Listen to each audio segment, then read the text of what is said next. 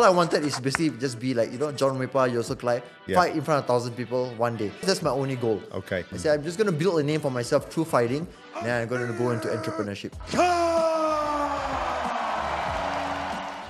I was really skinny, really not confident. How I overcome my Tourette's is because I went through a training camp. Psychologically changes everything. When I went to the US, the school where I was at, they are not even big on wrestling. Of all discipline, wrestling is the toughest sport. I just hated wrestling because it's so gritty, it's so grindy, and feels pain. Every session is painful, and I started to question my life because I was exposed to that. So my transition to MMA becomes a bit easier. So Mike Tyson was always my favorite fighter. I didn't think he was the best. But I think when I'm getting my hands wrapped, my hand will shiver. Hand will shiver. I have to calm down. I can't show weakness to my opponent. And I will get up the ring. I will always have this talk to myself. Why are you doing this? Why are you putting yourself through this? And then maybe I will just get knocked out, and I can let me go home as fast as I can. So I think I will have all this fear, but every time I recompose, reassess, refocus, and tell myself, okay, I'm just going to try. I'm going to go do it. Face my fears. That's where I always see growth, and that's where my mindset changes. My real passion is to help people unlock the potential in terms of mindset coaching, in terms of physical transformation, and anyone who is willing, who wants to learn, who wants to unlock their best potential, mental toughness, resilience. And I realized it's not through fighting, it's actually the wisdom through the process. Because how you do one thing is how you do everything, right? That's my favorite saying, by the way. Oh, is it? It is. Okay.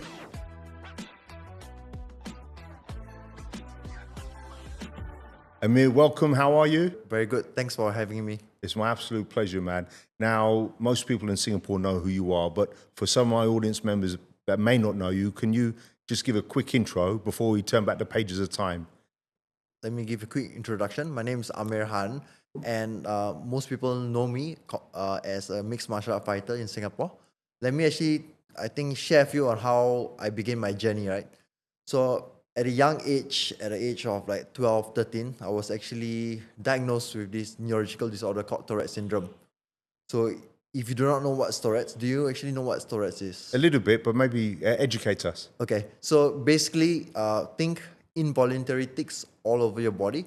So I will be constantly fidgeting my head, making facial movement, maybe of my mouth, winking at people. So basically, all these tics are uncontrollable. So I always like to describe, it's basically when you have a mosquito bite, the only way to relieve the itch is to scratch it. So this is what I struggle every second of my life. So because of that, as you can imagine, I remember going to secondary school, and when we have to basically fall in line, take the pledge, have assembly, right? We are sing the national anthem, and then I would constantly fidget because I had no control. Then every day I have to go through this torment of all I hear is laughters all around my peers, and even girls started making fun of me. Must have been tough. Must have been tough, especially as a 13-year-old boy. All you wanted is a girlfriend, right? So I think I was really broken. I would say at that point of time, we didn't know what really depression was, right? But when I look back, probably I would have feelings even of depression, because I remember going home every day. I would cry. I would look up to the ceiling. I would just cry, basically blaming the universe, say why I have to be the unlucky one. Of course. Because Tourette's is just the 0.01% of the population. Yes. But I think luckily, I had my dad in my corner. I think that really made a big change. So he was not only my dad, but he was literally my coach, my mentor, my best friend, anything I wanted him to be. Wonderful. And because of that, he constantly gave me encouragement. He always kind of tried to reframe my own personal adversity, right? He always tells me this happens to you for a reason, right? You have to use it towards your strength. Then he always to give me examples. See, look at all these superheroes. They went through some kind of tough adversity, but they managed to turn it around, and in return, it became a superpower. Of course, it wasn't overnight that I can change this mindset, but because constantly he's just whispering that in my ear, I look for outlets outlet to basically find my superpower. That's where one day I just watched on the television. I think back then there's a very famous Muay Thai show called Contender Asia. Yeah. Yeah, you know, right? Yeah. Contender Asia. So I remember watching the finals. It was like John Wayne Parr versus Yoksan Klai. Yes. So both guys were fighting. How old were you? I was like, I think 13. I was 13, yeah. You know, I had John Wayne Parr on the show. You had, Yeah, okay, very yeah. cool, very cool. I think I met him once. I'm not sure whether he knows because of that show. Like actually, Okay. You inspired him. Yeah, I was inspired by. He'll watch this afterwards and he'll know because Okay. he's an amazing guy. Very nice. Yeah, Yeah. I was like, inspired about both guys when they battled their hearts out. At the end of the day, the winner, the loser, right? All the fans, I think, cheered for them. And We won as fans, right? It was a great fight. Yeah. And yeah, even I was really inspired by his efforts, right? And that's what, when I look at that, I told myself that's what I wanted. I just wanted to be respected. I wanted to be known. I wanted to be, not say glorified, but I want people to know me that, I have something special to offer to the world, like a value. Beautiful. So that's where I started my martial arts journey. Amazing. It's funny because we speak to a lot of people and they, he's a very humble guy. Yodeling guy is an amazing athlete, right? Yeah. He cut him. I think he cut John Wayne Parr in their fights maybe 49 times. He had 49 sets of stitches. Crazy. But I said to him, I was a big fan of his, and like you, he's just a very kind person, very generous. And you don't think about someone being so kind in such a brutal sport, right? Yeah. But I love it. Let's unpack your journey then. So what a lot of people may not know is that you moved to the US. Yeah. Right? Yeah. Tell us about how you and your dad got set on that path. When I picked up martial art at the age of 13 going to 14, so I started with Muay Thai. I wanted to just be a Muay Thai fighter. Yeah. So first 3 years I was just competing in the local circuit in Singapore and also often travel to Thailand. But then as a person, right, I don't like to be limited by just 8 limbs. I always wanted to like, okay, what's more? Because I always come to this thought in my head. Yeah. If I would have to fight someone outside, Yeah. I have to protect myself, I still feel a bit insecure if someone took me down. So that's where I knew like, okay, I needed to learn the other aspects of fighting. And then at that point of time, mixed martial arts were, I think, up and coming in the US, in the West. But here, it was nothing. non-existent. So I realized I needed to put myself in an environment that gives me opportunities, right? Yeah. So I actually, in the secondary 5, I was doing my O-levels.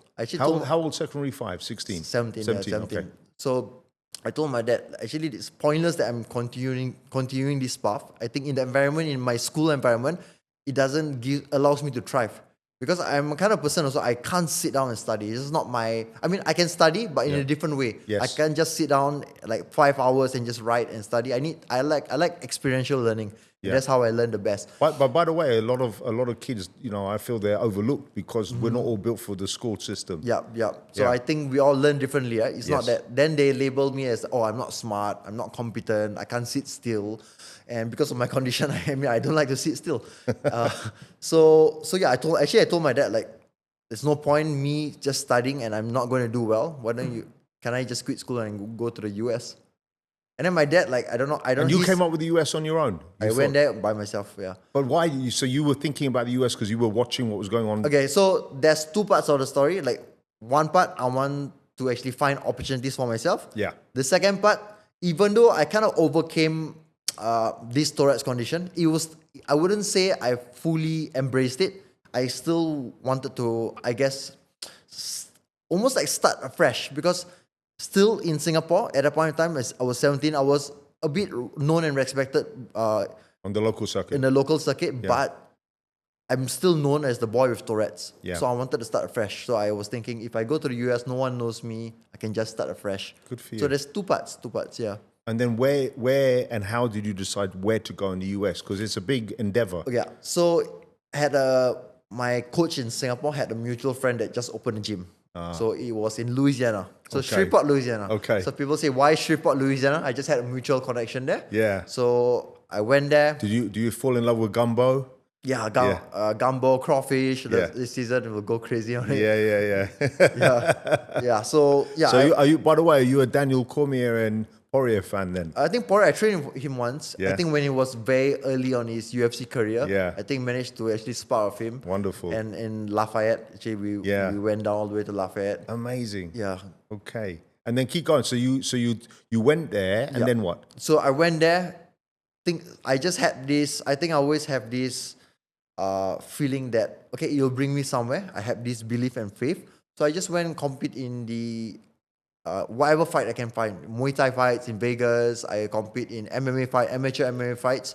Because over there at the age of 17, you can fight MMA. Yeah. And then when I put myself out there, I was just sharing posts on Facebook. Okay. That's where I think One Championship scouted me, and also Evolve MMA, that the whole gym scouted me because they were looking for a Singapore talent. And I'm a Singapore talent, but I was basically across the world. But through the power of social media at that point of time, was just Facebook. Yeah, they reached out to me, and that's how I actually started my journey in One Championship. Amazing. I didn't know that part. So how long were you in the US for?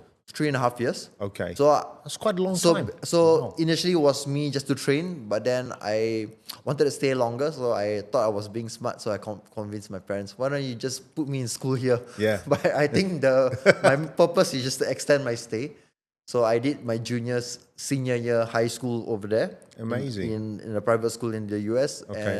And so that's why I'm able to stay for a period of time. Did you find that, because I lived in the US for a few years, and I just feel that the psychology of the Americans is completely different, because I grew up in England.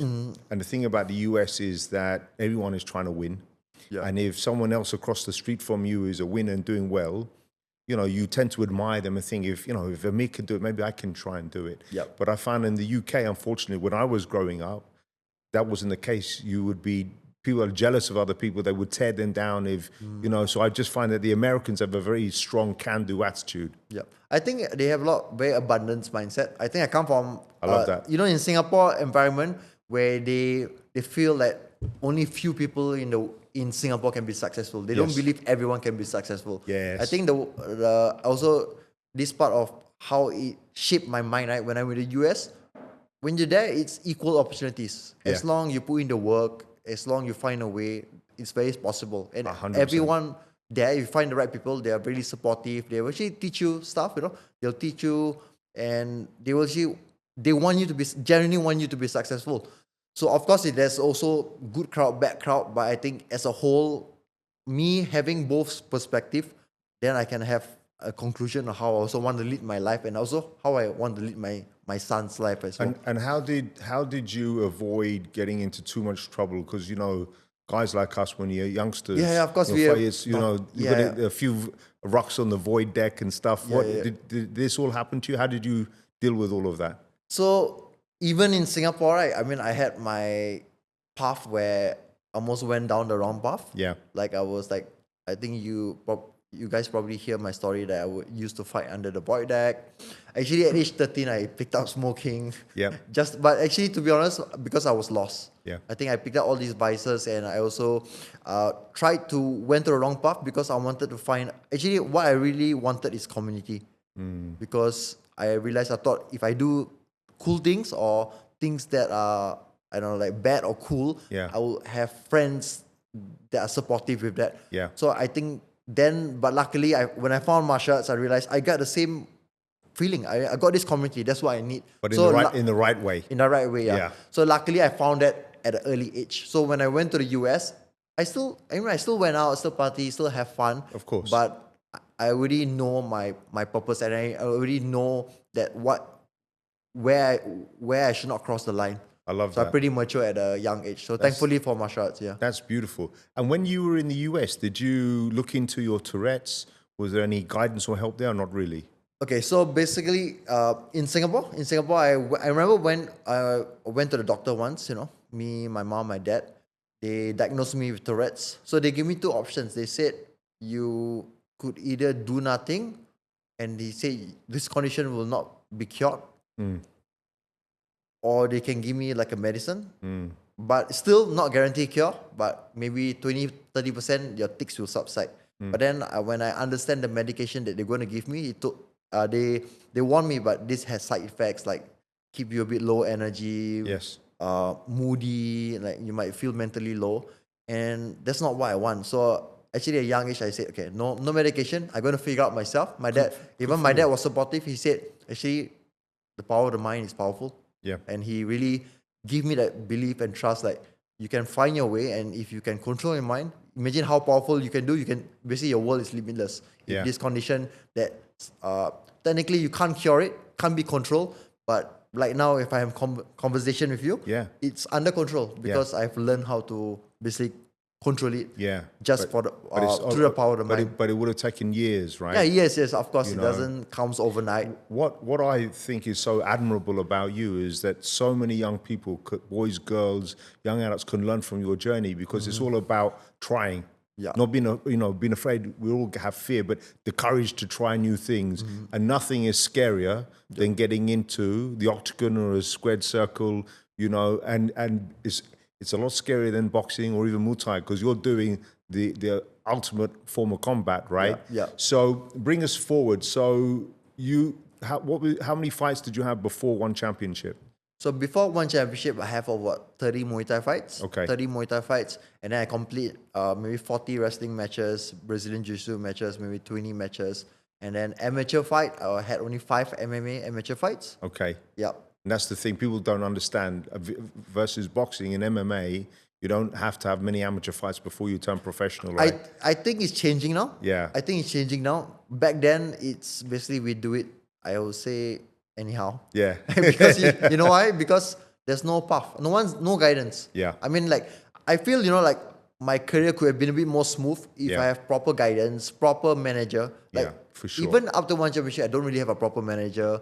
No one's really, how boxing, they really guide you progressively. I think it should be done, It's not like you're picking fight, but you should go progressively, build your confidence, build your skills. Yes. Because sometimes all it takes is one fight, and sometimes you have this mental trauma, and somehow we don't have access to all these psychologies. We don't know how to get over it. It's so hard. Yeah. And also it depends because, I'll give you a good example. It's, and you never know until you know, but Sage Northcutt, when he fought, I think that's a very good example where he stepped up a level that he was nowhere near ready for. Yeah. And he got badly hurt, right? And it completely changed everything. And he's a very talented guy, right? Do you know what I mean?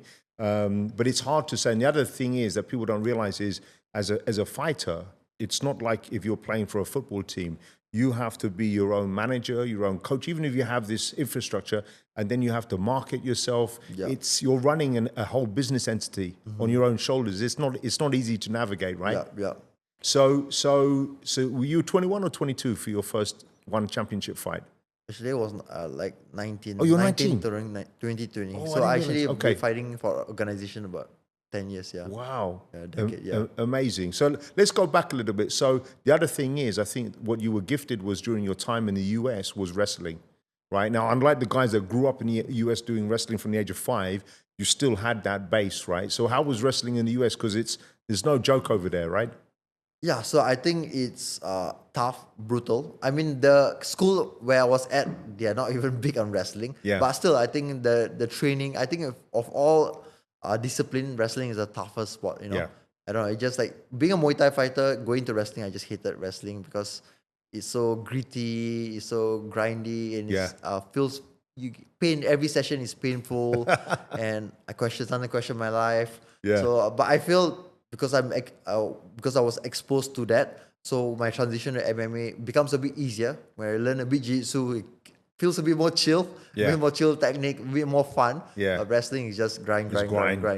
So when you were called by one championship, at that point, I'm just curious, let's go back in terms of your psychology and mindset. Were you thinking, right, this is the path for me, I'm thinking that this is what the next 2-3 years is looking like, or because you're so young, you just throw yourself into it? No, actually, the honest truth is like, I was just trying. I actually had no expectation. Yeah. I think that's the beauty of it. Like, even me being a fighter, I never really intend to, like, all I wanted is basically just be like, John Wepa, Yusuf Klai, fight in front of 1,000 people one day. This is to be honest, that's my only goal. Okay. And I just basically like going to that direction because I knew if I can reach that, I always knew like I can cultivate a lot of skills that not many people can actually cultivate. Yeah. And that will always bring me a lot of opportunities in life.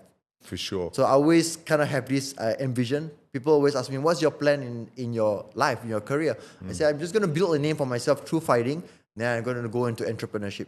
This has been always my my answer since young. I don't know how, but this has always been that's what I... What do your parents do growing up? What was their job? I'm curious. So my mom, she was a nursing manager for the whole life. So oh, really? Wow. She, at Raffles for 25 years, and before that, like just different hospitals. That's a hard job. Hard job, and I always see her. She's really hardworking, very, very structured. Yeah. But I told her there's something I don't want to do as well. Of course. But my dad, he's a bit of a smart worker, but he keep changing jobs here and there. Okay. He was a mechanical engineer, got a good paying job, but then also because of my condition, he basically said, I'm not gonna focus my career. I'm just gonna help you. And he ended up becoming a golf teacher, golf instructor, because he had a good passion for golf and he was really good. So he took his certificate because the reason why he chose this career, so he have more flexibility to spend time with me. So I'm kind of thankful for that as well. Of course. So I realized like he doesn't have to work so much, but still able to sustain. I wouldn't say like super high paying job because most of the hours he spent time with me. Yeah. But this is his goal. His goal was he felt like if I didn't have any direction, I would be so lost. I might, I don't know, end up somewhere bad. What a remarkable man. Mm-hmm. Tell the audience members about one of your idols growing up, because funny enough, that person wasn't from MMA or from fighting. So actually, I was speaking to you earlier, right? Yeah. So it was actually Tiger Woods, because my first, I think, ambition, right, of an athlete, I wanted to be a professional golfer. So I was playing the local circuits at a young age, like 10, 11. I was competing in Indonesia, in Malaysia. I want to pursue this as a career. And why I like Tiger Woods, it's because I think, his story, right, when he was growing up, because it's a white man's sport, right? Yep. And he was uncommon, and he didn't have the support with his environment. Everyone didn't want him to succeed, but he stayed true to his cause, he persevered, and then he became this star. Yeah. So I always kind of admire that, because I think I relate in that sense where I'm different, right? I'm different I have Tourette's. Not many people understand me, but I want to pursue a certain path and I want to succeed, and I just want to basically stay focused, ignore all the noise. Yeah. And so I think that story Amazing. Inspired me, and I can see how he relates to me. Yeah. That's what I love about him. There's a lot of parallel similarities. And then with your dad, were you guys talking about, hey son, this is what you could potentially do, this is the road or the journey? Because what I find, I said this once on camera, I said, most boys and their fathers, the journey for a lot of boys is they idolize their dads when they're younger. They demonize them in their teenage years or early 20s. And then, unfortunately, only when the dad dies do they humanize them. Yeah. And I said to my son, I want to skip chapter 2. Okay. Do you know what I mean? Yeah. But it's difficult, right? So how was that with your dad? Did he sit down and talk to you? Did you listen? Or when you were younger, there was a bit of disagreement? Actually not. I think he guided me really well. I think one thing I learned from him a lot is he never really put any expectation on me. Wow. Even through schools, like he never felt the pressure that I need to get straight A's. He never felt, I never feel like basically I need to be a world champion to get his love. So I think the fact that he doesn't put expectation, all he asks is you work hard, you focus on what you love, and if it brings you joy, brings you meaning, it will bring you money. So he always taught me these values. And, he's a wise man. And then he told me at the end of the day, even you do succeed, but he said, guarantee you go this path, you will succeed, but at least you'll be happy. So I think because of no expectation, I think especially in Singapore context, I see a lot of parents, especially in school academic. They're just grinding the They're kids. grinding, Yeah. and they say, oh, get straight A's, go into this school. Yeah. But also because the reason they put expectation, I also don't feel is the best interest of the kids. That's why sometimes pisses me off. It's because they want to look good in their community of like parents. Correct. Oh, my son get A. Yeah. So it's not even for them. Yeah. So yeah, I think, because he really connect with me and really find out what I truly want to do, and he basically just ignite that spark in me. It's beautiful. Yeah. You see, again, going back to the reputation that you have and what I think you bring to our community is someone that had the courage to do things, because otherwise, how are people going to learn? No one would know your story unless you were speaking to people. Yeah. And think about this, just as a fighter, it's inspirational. but with your Tourette's and everything else combined together, even more so. Talk about the pressure of, getting out there, putting on your gloves. Yeah. And this is what sports people that are not in combat sports don't understand. It's not like losing a game of tennis. Yeah. You can wake up, looking up at the stars, go to hospital. It's a very different psychology. Can you talk to us about what goes through your mind in your preparation? Yeah. So I think it's different in the sense because as fighters, there's like when we invest our time, energy, effort, all our sacrifices, our relationship, we invest into a certain bout, because in fighting, a bout can change your life. That's how much emotionally attached we will to a certain bout. And when it's fight camp, when we know, like literally when I sign a fight, I know who's the opponent in front of me. Yeah. Everything, life gets serious. Yeah. Right? When I go to the gym, the way I wake up, every time I go to sleep, how I interact with people, I making sure I'm doing things properly, because I know if I don't do things properly, if I don't want him to get the upper edge. Because from experiences, right, if I remember when I was prepared, when I doubt myself whether I'm putting 100% effort, in those tough moments, your brain will definitely quit. Your brain that negativity in your voice will say, okay, you didn't put in the right work, just quit. Yeah. And I know like I had to take it really seriously. So because we take it really seriously, generally, right, I think when I was a young fighter, and actually most fighters, we go through that, we tend to attach the outcome to our identity. Yeah. And I think that's what's heartbreaking, because sometimes things don't go in our favor, right? Yeah. So when, let's say, we lost a fight, let's say we get knocked out, because we have perceived expectation of what the fight is going to bring us. Yes. And when actually that happens, right, your whole world crumbles. Yeah. I remember going into I was like, after a loss, I would not be happy myself for 3 to 4 months. Yeah. Because and did you fall into depression? Because it often happens. like, I don't want to say label depression, but I would say towards the spectrum, because I feel like depression and good state of mind is a spectrum, right? I didn't get into depression where I couldn't do anything. Yeah. But yeah, every day I wake up, I think when I look at my ex-partner, I look at my kid, or I look at family, I feel like they are like looking at me like a failure. When I walk on the street, fans come, hey, can I take a picture of you? Yeah. I just look, basically, I have these thoughts in my head that they're thinking, they're laughing at me like, oh, you're a failure, you lost. Yeah. Then I realized like, why am I after a while, I realized, why am I attaching this small outcome to my whole life?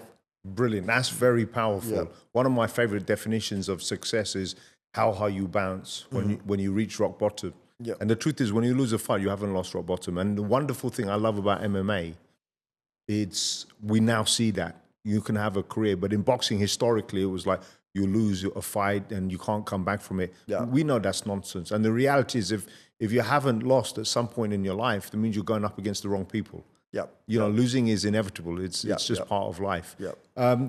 Talk to me a little bit about, I want to know about the training, because like I'm a sports guy as well. How did you break down like how you would train? How much is strength and conditioning versus technique? Because obviously your background is Muay, and when I watch you fight, I always tell me if how close I am to the mark. But I always felt that your elbows and your knees were your favorite. Yeah. Is it? I think it's just ingrained since young. Yeah. And if I'm dead tired, or if I'm just like going autopilot, I would just lean to my elbows and knees, and I really enjoy them. I enjoy them, and it's, I think, second nature to me. Yeah. And yeah, so like, I think training, I have different phases. When I was younger, when I went to a Muay Thai camp, it was really brutal, was really old school. It was just really mentally grinding. Yeah. But I feel depends on phases where I'm at. At the early phases is needed to build mental toughness, to cultivate this resilience, because especially in Singapore, we never face these harsh conditions, right? Yeah. So I think the first early careers was more of that. Then after I become a MMA athlete, we're more educated about how to do strength and conditioning, and also how to periodize properly. Yeah. And it'll be a bit more structured, more balanced, where we don't overtrain. Because I also have instances where I train so hard in the fight, I feel so weak because I'll basically burn out towards the fight. Yes. So, but all this I have to learn through losses in my career. Yeah. And actually, it shouldn't be, right? It should be like, you should know what to do already. but Yeah. also because the sport is ever evolving. Yeah. So yeah, after years and years, I realized that you just need to find that right balance. I think for me, if you have like 10 to 12 sessions of MMA sessions Yeah. a week, that's more than enough, including strength and conditioning. Okay. I mean, I think you need to look at your sleep, you need to look at your habits. I think also psychology, most people don't look at it. Talk about the habits and the psychology, because that's a very interesting point that a lot of people overlook. So I think psychology, I think got to do a lot of environment. I think environment of your friends, environment of your partner. I feel like because you are spending the gym maybe 2 hours or 4 hours a day, right? Most of how your psychology, it's who you've been exposed on a constant basis. If the environment is negative, if your environment is not supportive, if your environment does not align you with the same goals, dreams, and desires, right? Then you're gonna start having doubts because you train hard. You come home, you let's say your parents, you argue with your parents, your friends. If you're not aligned, then slowly you won't feel this confident as what you can be. So I feel really environment. We got to really fix our environment. Actually, who we pick, we surround ourselves. That's why I was very careful on my friends. Yes. It's not that I stopped hanging out with friends that are basically not the same mindset, but because I realized if they're not in the same frequency, they'll give me some negative energy and affect my training, affect my outcome, affect my fight. Yeah. And then also, like we say, I say relationship, I think have to really work on. If you have partner in your relationship, I think if you guys are not aligned, sometimes it can spills over to your work, because I think as humans, we need to fix you need a great support system. You need great at support, home. everything else, because I say training is not easy. It's not easy. It's actually brutal. It's tough. Yeah. And then I think that's one thing very underlooked, that I think coaches or maybe just talking about Asia context, Singapore context, but we don't really prioritize and focus on a lot of that. Well, also because when you're a fighter and you're preparing, you're cutting weight, you're moody, right, and you're in the kill zone. So it's your partner's got to be very understanding, and your communication with your partner is big. And which part of the training did you enjoy the most? Because training's tough. Did you always enjoy, did you enjoy sparring, the weight training, the technique training? Okay, so I think as far as we always joke, the strength training is always a recovery day. Yeah. Because even though we're lifting heavy, but it's kind of like low intensity. Yeah. So I think strength training, we just I think with teammates, we just mess around. I think it's just fun. Yeah. I like to do it, but I think sparring is what I enjoy the most, but also we tend not to do it more towards later career, because I think it's not smart to take a lot of damage. Yeah. So we do more specific sparring. Yeah. And I think skill acquisition, I like really to build skill, maybe certain strategy, certain game plan. Yeah. Instead of hitting pad work very mindlessly, I like to do a bit more specific stuff as I mature in the career. I love that. My background's primarily boxing and Muay Thai, but in boxing, most of the major injuries and brain damage happen from maybe 80 kilograms and below. And I've analyzed it, and I think it's for a few reasons. Number one, like if you have a heavyweight, they don't really need to cut weight. So the lighter weight guys, they're cutting weight, and it takes 24 hours for the body to rehydrate, but 48 hours for the brain to rehydrate. Yeah. And unlike MMA, the thing is there's a constant pounding. Yeah. And that's really the sad difference. And then you see in MMA, you don't really have such horrific injuries. But talk to me about weight cutting, because that's something, again, people don't understand. It's so difficult, and it's a science. Yeah. So in one championship, I think the first 5 years I have to do the weight cut. Then after that, they banned the weight cut. Yeah. So no more dehydration. So at the early stage when I was, I think, doing this severe dehydration to meet weight requirement. So I was around 77 kilos. I will fight at 66. Yeah. So I would say... And you're such a big guy, like you at 66. Yeah. You were tucked in, right? I was sucked in. So basically, I had to eat really little, eat really clean. At that point of time, I didn't really know about nutrition much. So I would just focus on eating less. Yeah. I'll still eat fried food, but I still eat less because no guidance. You don't know. No guidance. Right? And then I think towards the fight, it will affect my sleep, because if you're not getting the right nutrients, you won't have good sleep quality. And then sometimes you get minor injuries. That's why I always fight. We tend to get injured because we are overtraining undernourished, under-fueled, under-recovered. So chances of explain to the audience, because most people don't. They probably assume everyone's in 100% condition going into the fight, but most people fight with an injury. Yeah, because I think we really want to, I guess, we want to push the limits, right? Like I said, like a fight, we want to ensure that we're ready.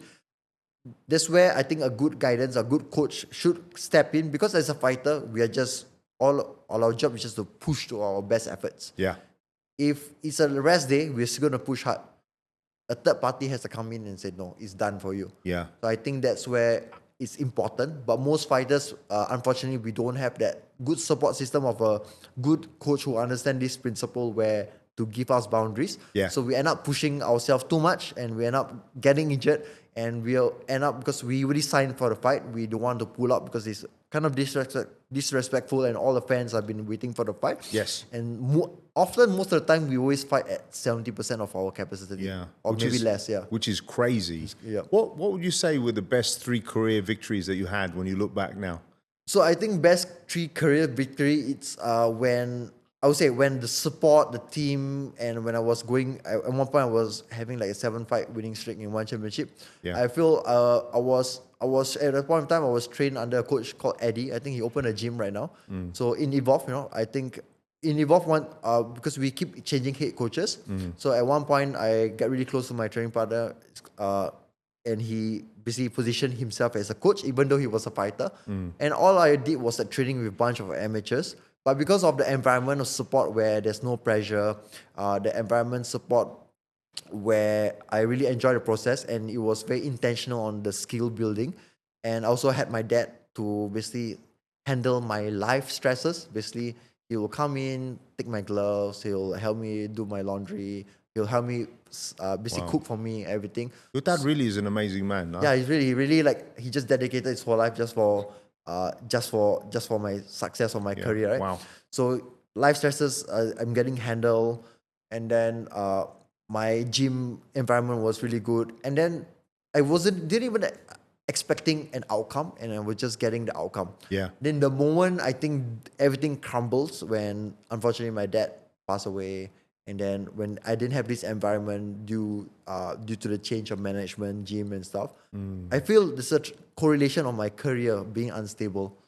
Yeah. But I only realized it after I stopped, because then you reflect, then you learn, then you can see the parallel lessons, and then I see also that's why like in organizations or in like you can businesses, it's the same thing, right? Yeah, it's there aren't many great father and sons combinations in our sport, but those that are very potent. Like Joe Calzaghe is one of my favorite boxers, and his dad was a musician, and he trained him, and to become an amazing world champion.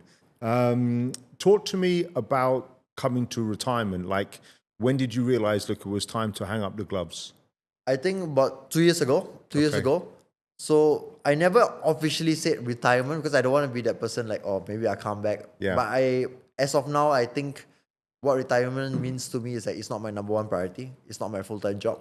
So I think 2 years ago, I realized that, because also right now, I'm no longer fighting just for myself. I think my why changes, Initially, it was me to overcome myself, to overcome these Tourette's. To prove to myself that I can do something in my life, right? Yeah. I can have certain value in this world. But then ever since becoming a dad, I think, it's a game changer, right? It's different, right? I keep thinking I'm doing it for him, but actually this fighting journey doesn't ties with him. I actually I want to give the best experience to him. Yes. I want to be a good father. I want to build a legacy, a fortune for him, and I realized where I was at that point of time, and the platform I'm at, right? It's a bit limited, because at the end of the day, you don't have control of your career.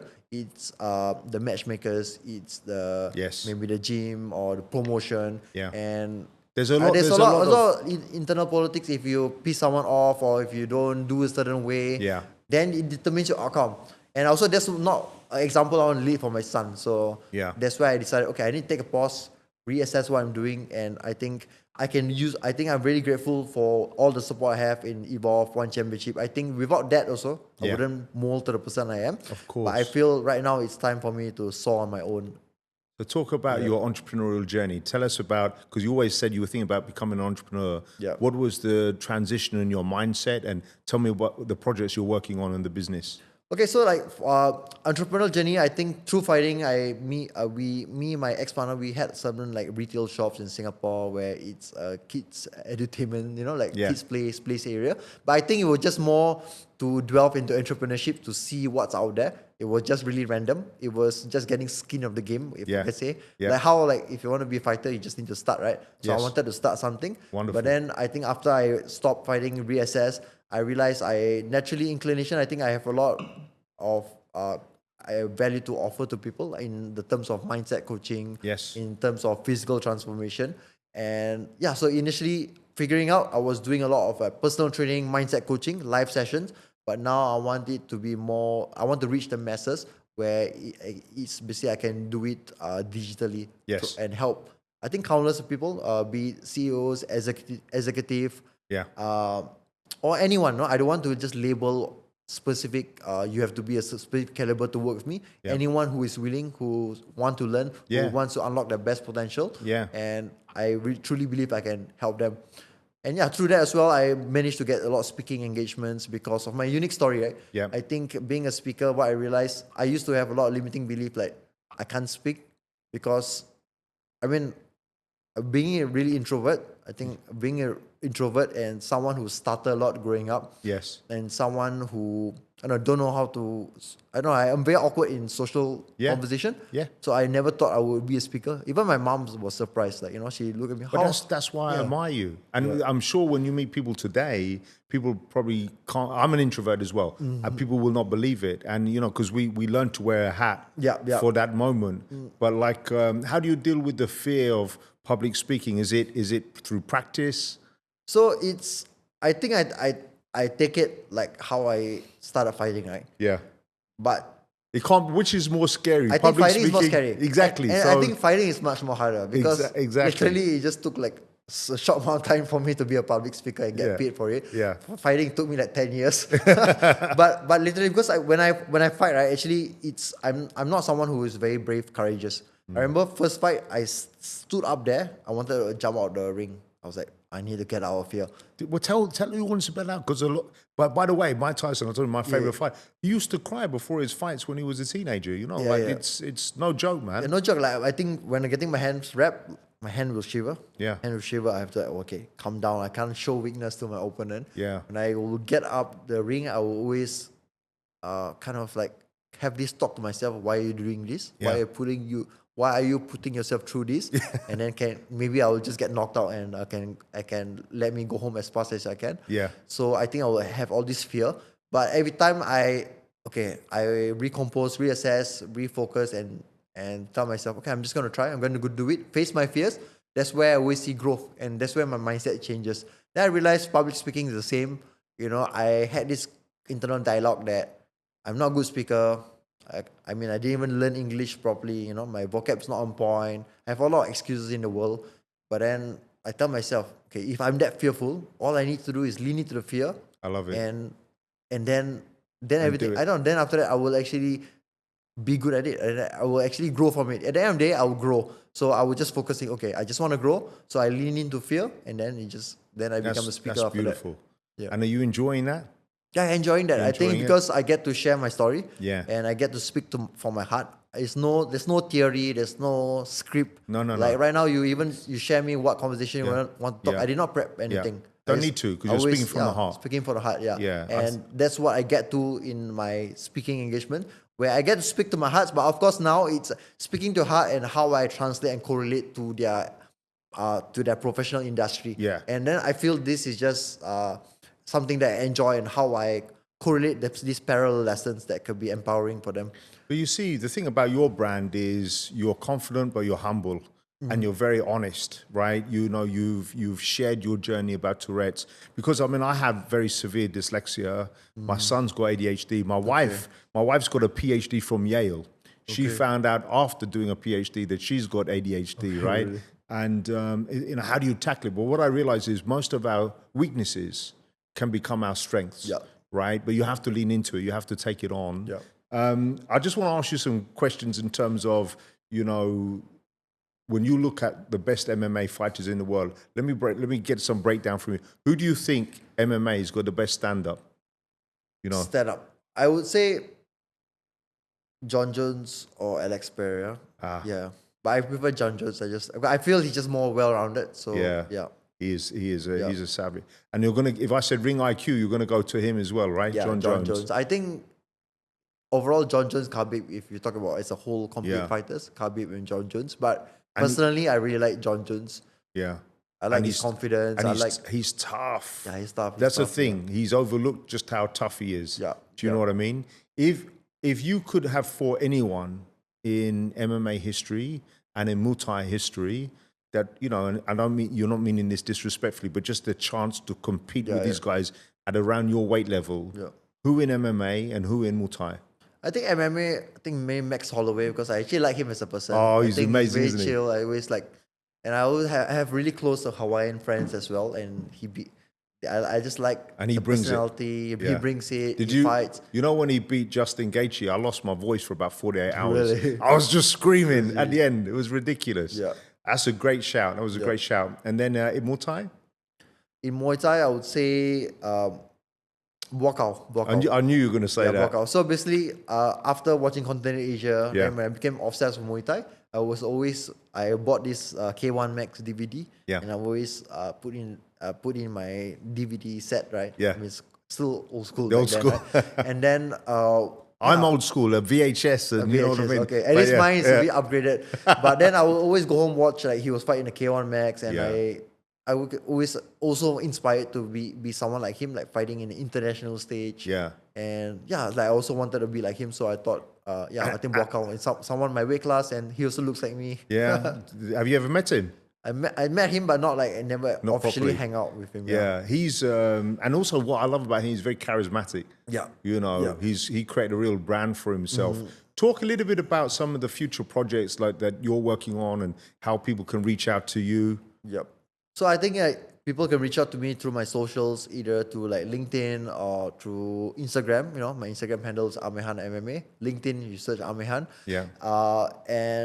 So I generally help people, I think, unlock their full potential. Yes. I think first I always feel most people needs a physical transformation, because I feel like also for me how I overcome my Tourette's is because I was really skinny, really not confident. It's because I went through a training camp. Yeah. So I see like this transformation, like the 3 months training. It's like a training camp. Psychologically changes everything. It changes what you feel everything. about yourself. Because how you do one thing is how you do everything, right? That's my favorite saying, by the way. Oh, is it? It is. Okay. It is. That's why I'm smiling. Okay, nice. Yeah. So basically, from your habits, I think your dietary habits, from also your exercise, from I think also how you show up positively each day, right? Yeah. So all these I try to kind of basically compile in a program where you also have a clear transformation, because transformation is something is a valid proof. You know, I'm not expecting everyone to go for a fight.